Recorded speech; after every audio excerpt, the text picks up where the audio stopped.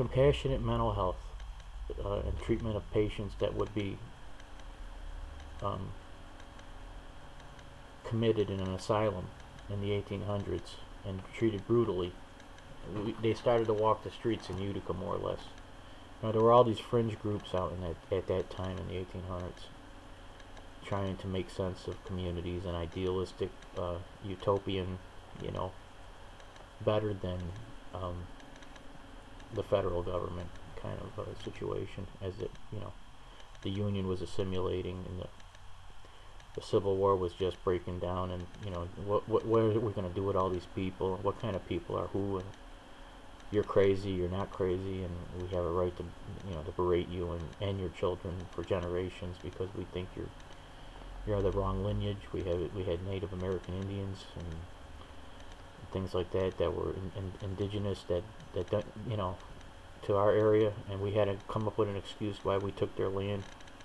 So we had to make up everything along the way to be the great nation that we are, and the great, you know, pothole roads that we have, and all this bullshit. Not that I'm anti-American, but there's a lot of mistakes and a lot of unresolved anger and a lot of unfinished business.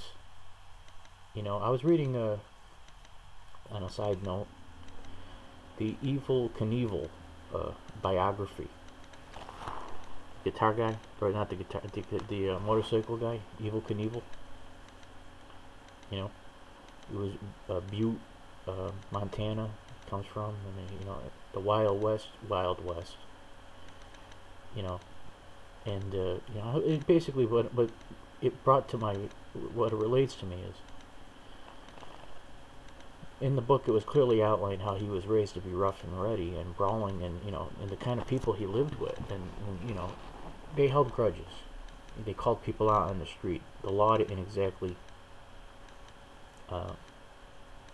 stop people from harming people, because they figured that was the way that they were dealing with personal business. You know, and I'm looking at it like, you know, it rang a bell.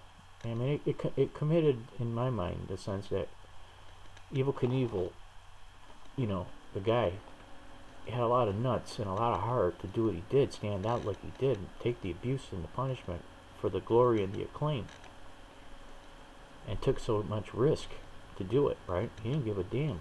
And he must have hurt all the time from early years when he started banging himself up on those bikes.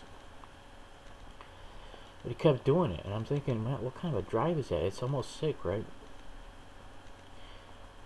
In some sick way, I admire him. I always admired Evel Knievel. I had an Evel Knievel poster on my wall. I had the Evel Knievel toy with the grinding gear, you know, crank, you know, and the jumps and the doll and everything. When my Evel Knievel doll broke his leg, I thought it hurt him. You know, I was like, oh, look, it's bent like this, and the wire inside the rubber don't want to stay, you know, in a fixed position. So I got a floppy wheelie now. You know, I was like, Evel Knievel. I just read the book, and I saw this Wild West, you know, gambling community. Then they got dry. They didn't have the money, and then people with the money who got the money, you know, questionably, and the power in Butte, Montana, you know, they decided to look elsewhere for the, you know, for interest. And I know it's spread and it's over and it's done and everything, but you know what?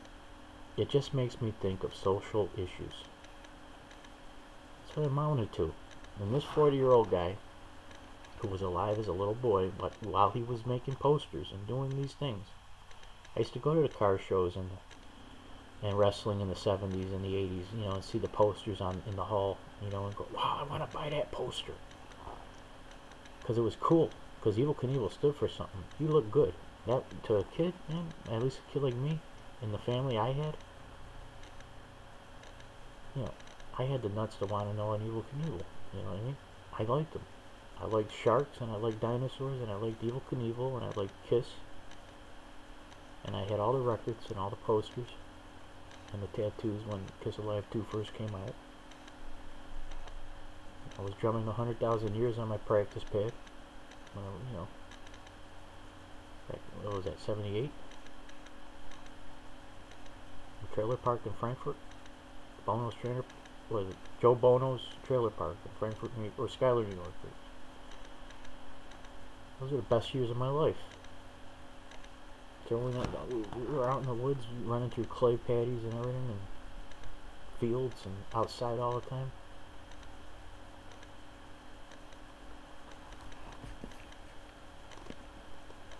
I got a lot of good, and I want to say a lot of better things to a lot more people than to my funky glass stuff in the computer screen with the little guitar on the wall and the picture of the deer, and all these things. And the deer is a picture. It represents wealth, well-being.